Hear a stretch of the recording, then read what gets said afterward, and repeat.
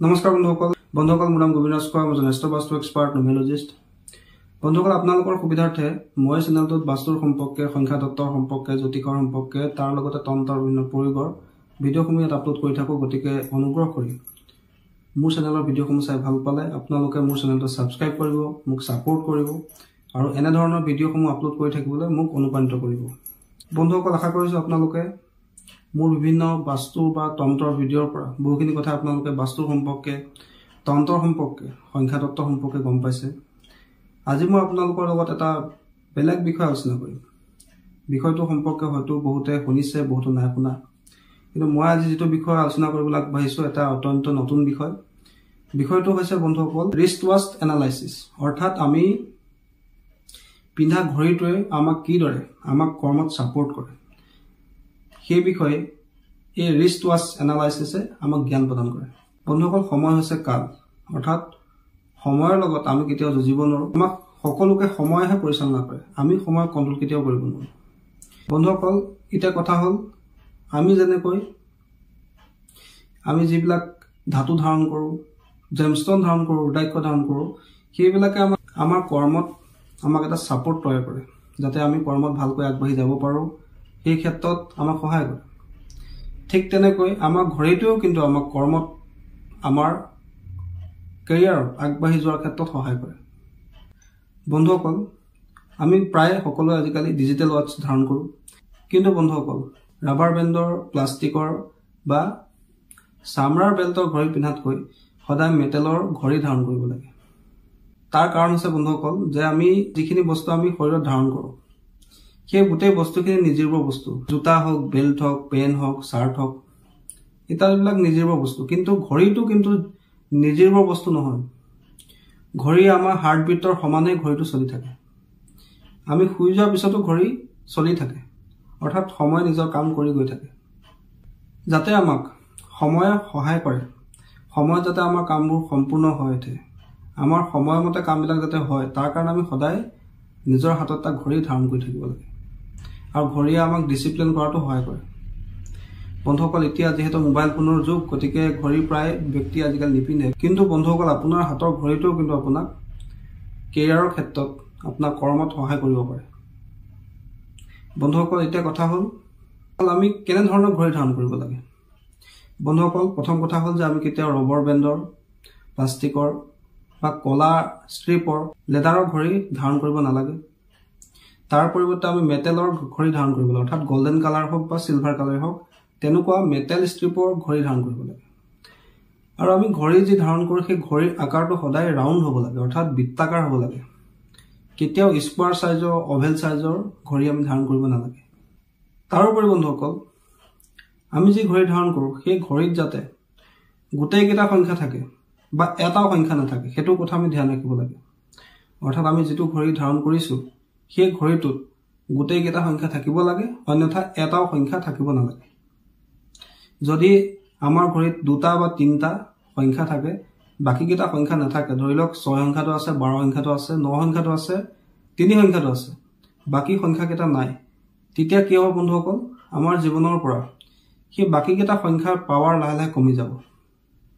গতিকে আমি কেতিয়াও এনেকুৱা ঘড়ী ধাৰণ কৰিব নালাগে যত তিনটা বা চাৰিটা সংখ্যা আছে বাকি কেইটা সংখ্যা নাই আমি ঘড়ী ধাৰণ কৰিলে সদায় গোটেই কেইটা সংখ্যা থকা ঘড়ী অথবা এটাও সংখ্যা নথকা ঘড়ী ধাৰণ কৰিব লাগে তাৰোপৰি বন্ধুসকল এনেকুৱা কিছুমান ঘড়ীও থাকে যত কিছুমান সংখ্যা কাট হৈ থাকে অৰ্থাৎ কিছুমান সংখ্যা ডিজাইন কৰিবলৈ যাওঁতে ঘড়ীটোৰ মাজত কাট খাই থাকে তেনেকুৱা ধৰণৰ ঘড়ীও কেতিয়াও ধাৰণ কৰিব নালাগে তেনে ঘড়ী ধাৰণ কৰিলে কি হয় সেই সংখ্যাটোৰ যিখিনি এনাৰ্জি ধৰি লওক 6 সংখ্যাটো কাট খাই গল 6 সংখ্যাই আমাক কি দিয়ে 6 সংখ্যাই আমাক লাক্সাৰি প্ৰদান কৰে সুখ সমৃদ্ধি প্ৰদান কৰে পাৰিবাৰিক সুখ প্ৰদান কৰে যদিহে আমাৰ 6 সংখ্যাটো ঘড়ীত কাট খাই থাকে আৰু সেই ঘড়ীটোক আমি সদায় ধাৰণ কৰি থাকো তেন্তে আমাৰ কিন্তু ৰিলেশনশিপত সমস্যা হ'ব লাক্সাৰি লাভৰ ক্ষেত্ৰত সমস্যা হ'ব ধন টকা পইচাৰ সমস্যা হ'ব তাৰোপৰি বন্ধুসকল যদি আমি পিন্ধা ঘড়ীটো গ্লাছখন ব্ৰেক হৈ যায় ভাগি যায় তেনে ঘড়ী কেতিয়াও ধাৰণ কৰিব নালাগে এনেকুৱা ঘড়ী ধাৰণ কৰিলে আপোনাৰ কাৰ্যত বাধা উৎপন্ন হয় কেৰিয়াৰৰ ক্ষেত্ৰতো সমস্যাৰ সৃষ্টি হয় তাৰোপৰি বন্ধুসকল বহুতে ঘড়ীৰ ভিতৰত কিছুমান পিকচাৰ থকা আপোনাৰ ফুল থকা জীৱ-জন্তুৰ চিত্ৰ থকা ঘড়ী ধাৰণ কৰে তেনেকুৱা ধৰণৰ ঘড়ীও ধাৰণ কৰিব নালাগে ঘড়ীৰ ডায়ালৰ কালাৰটো সদায় হোৱাইট, গ্ৰীণ বা গোল্ডেন হ'ব লাগে। আমি পিন্ধা ঘড়ীটো কেতিয়াও সময়তকৈ আগবাঢ়ি থাকিব নালাগে, অৰ্থাৎ ফাষ্ট চলিব নালাগে বা লেটো চলিব নালাগে। যদি আমি ঘড়ীটো ফাষ্ট চলাই থওঁ তেন্তে আমি আমাৰ জীৱনৰ ইম্পৰ্টেণ্ট ইভেণ্টবিলাক মিছ কৰিব পাৰোঁ। যদি লেট চলাই থওঁ তেন্তে আমাৰ প্ৰগ্ৰেছৰ ক্ষেত্ৰত, উন্নতিৰ ক্ষেত্ৰত সমস্যা হ'ব পাৰে। গতিকে আমি সদায় ঘড়ীৰ টাইমটো আপ টু ডেট কৰি ৰাখিব লাগে। কেতিয়াও ঘড়ী লেট চলিবলৈ দিব নালাগে বা ফাষ্ট চলিবলৈও দিব নালাগে। যদি কোনো পুৰুষে নিজৰ হাতত ঘড়ী পিন্ধে তেন্তে তেওঁ সদায় ঘড়ী বাওঁ হাতত ধাৰণ কৰিব লাগে আৰু সেই ঘড়ীৰ যিটো ডায়েল আছে, অৰ্থাৎ ঘড়ীৰ যিটো ৰাউণ্ডটো অকণ ডাঙৰ হ'ব লাগে। আৰু মহিলাসকলে অকণ সৰু চাইজৰ পিন্ধিলেও কোনো আপত্তি নাই, কিন্তু পুৰুষসকলে যদি ঘড়ী পিন্ধে তেওঁলোকৰ ঘড়ীৰ আকাৰটো অকণ ডাঙৰ হ'ব লাগে। সংখ্যাতত্ব অনুসৰি যদি আমি ঘড়ী ধাৰণ কৰোঁ তেন্তে আমাৰ 8 সংখ্যাটো মজবুত হয় বুলি কৈছে। 8 সংখ্যাটো হৈছে শনিৰ সংখ্যা, যি আমাক কৰ্মফল প্ৰদান কৰে। শনি জড়িত হৈ আছে সময়ৰ লগত, যি আমাৰ সময়মতে আমাক আমাৰ কৰ্মফল প্ৰদান কৰে। তাৰোপৰি যদি আমি গল্ডেন কালাৰ ঘড়ী পিন্ধোঁ বা চিলভাৰ কালাৰ ঘড়ী পিন্ধোঁ তেন্তে আমাৰ শুক্ৰ গ্ৰহ আৰু কেতু গ্ৰহ ষ্ট্ৰং হয় বুলি কোৱা হৈছে। তাৰ লগতে যদি আমি গোটেইকেইটা সংখ্যা থকা, অৰ্থাৎ আমাৰ ঘড়ীটো যাতে গোটেইকেইটা সংখ্যা থকা ঘড়ী ধাৰণ কৰোঁ তেন্তে গোটেইকেইটা সংখ্যাৰ পাৱাৰ আমাৰ লাভ হয়, যিহেতু আমাৰ মেটেলৰ জৰিয়তে ঘড়ীৰ এনাৰ্জিটো আমাৰ শৰীৰত প্ৰৱেশ কৰি থাকে। মেটেলৰ যি ষ্ট্ৰিপ থাকে, ধৰি লওক চিলভাৰ কালাৰ ঘড়ী বা গল্ডেন কালাৰ ঘড়ীত এটা মেটেলৰ ষ্ট্ৰিপ থাকে। এই মেটেলৰ ষ্ট্ৰিপৰ জৰিয়তে ঘড়ীৰ যিটো এনাৰ্জি সেয়া আমাৰ শৰীৰত প্ৰৱেশ কৰে। লগতে যদি আমাৰ জন্ম তাৰিখত কিবা নাম্বাৰ মিচিং হৈ আছে তেন্তে সেই মিচিং নম্বৰৰ ৰেমেডিজ হিচাপেও সেই ঘড়ীয়ে আমাক কামত দিয়ে। বন্ধুসকল, ঘড়ী কেতিয়াও লাইফলেছ নহয়। ঘড়ীত এটা এনাৰ্জি আছে, এটা পজিটিভ এনাৰ্জি আছে। সেই ঘড়ী এনাৰ্জি যাতে আমাক ছাপোৰ্ট কৰে, সেই ঘড়ী এনাৰ্জিটোৱে যাতে আমাক সহায় কৰে আমাৰ জীৱনত আগবাঢ়ি যোৱাৰ ক্ষেত্ৰত। তাৰ কাৰণে আমি সকলোৱে ঘড়ী ধাৰণ কৰিব লাগে। বিশেষকৈ আমি চিলভাৰ বা গল্ডেন কালাৰ ঘড়ী ধাৰণ কৰিব লাগে। আৰু ঘড়ীৰ যিটো বেল্ট হয় সেইটো কেতিয়াও চামৰা, ৰবৰ বা চিলিকনৰ হ'ব নালাগে, তাৰ পৰিৱৰ্তে মেটেলৰ হ'লে অত্যন্ত ভাল।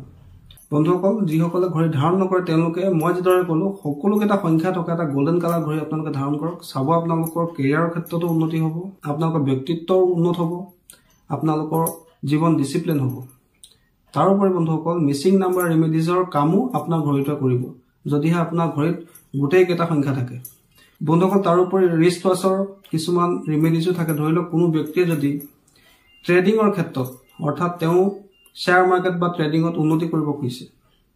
বা উন্নতি হোৱাটো তেওঁ কামনা কৰিছে বা ট্ৰেডিঙত তেওঁ যাম বুলি ভাবিছে, তেনে ব্যক্তিয়ে সদায় এনেকুৱা এটা ঘড়ী পিন্ধিব লাগে যিটো ঘড়ী গল্ডেন কালাৰৰ হয়, মেটেলৰ হয় আৰু সেই ঘড়ীটোৰ ডায়েলত গ্ৰীণ কালাৰ থাকে। আৰু সেই ঘড়ীটোত ৰোমানিক সংখ্যা থাকিব লাগে, অৰ্থাৎ ৰোমান সংখ্যা থাকিব লাগে। যদি কোনো ব্যক্তিয়ে শ্বেয়াৰ মাৰ্কেটত উন্নতি কৰিব খুজিছে তেনে ব্যক্তিয়ে সদায় এটা গল্ডেন কালাৰ ঘড়ী পিন্ধিব লাগে। ভিতৰৰ ডায়েল কালাৰটো হ'ব লাগে গ্ৰীণ আৰু সংখ্যাকেইটা থাকিব লাগে ৰোমান সংখ্যা। বন্ধুসকল, এইদৰে ৰিষ্ট ৱাছ এনালাইচিছ কৰা হয় বা ৰিষ্ট ৱাছ ৰেমেডিছো প্ৰদান কৰা হয়। সংখ্যাতত্ত্ব লগত এই ৰিষ্ট ৱাছ এনালাইচিছ জড়িত হৈ আছে। বন্ধুসকল, যিসকলে নিজৰ ঘড়ীটোকো, অৰ্থাৎ নিজৰ সময়ক নিজৰ পক্ষত ৰাখিব খুজিছে, নিজৰ সময়ক সোণালী কৰিব খুজিছে, সেই ব্যক্তিসকলে সদায় নিজৰ বাওঁ হাতত এটা গল্ডেন কালাৰ ঘড়ী পিন্ধি থাকিব লাগে। আৰু সেই ঘড়ীটোত যাতে গোটেইকেইটা সংখ্যা থাকে সেইটো মন কৰিব লাগে। যদি গোটেইকেইটা সংখ্যা থাকে ভাল, যদি এটা সংখ্যা নাথাকে তেতিয়াও তাক ভাল বুলি গণ্য কৰা হৈছে। কেতিয়াও 3-4টা সংখ্যা থকা ঘড়ী ধাৰণ কৰিব নালাগে। বন্ধুসকল, আশা কৰিছোঁ আজি আপোনালোকে এই নতুন বিষয়টোৰ সম্পৰ্কে, অৰ্থাৎ হাত ঘড়ীও যে আমাক কিদৰে ছাপোৰ্ট কৰিব পাৰে, আমাৰ প্ৰগ্ৰেছত, আমাৰ উন্নতিৰ ক্ষেত্ৰত সহায় কৰিব পাৰে, সেই বিষয়ে আপোনালোকে গম পালে। আশা কৰিছোঁ আপোনালোকৰ এই ভিডিঅ'টোৰ সম্পৰ্কে জানি ভাল লাগিলে। যদি ভাল লাগিলে অনুগ্ৰহ কৰি ভিডিঅ'টো লাইক কৰি দিব, কমেণ্ট কৰিব আৰু মোৰ চেনেলটো ছাবস্ক্ৰাইব কৰিব। ধন্যবাদ।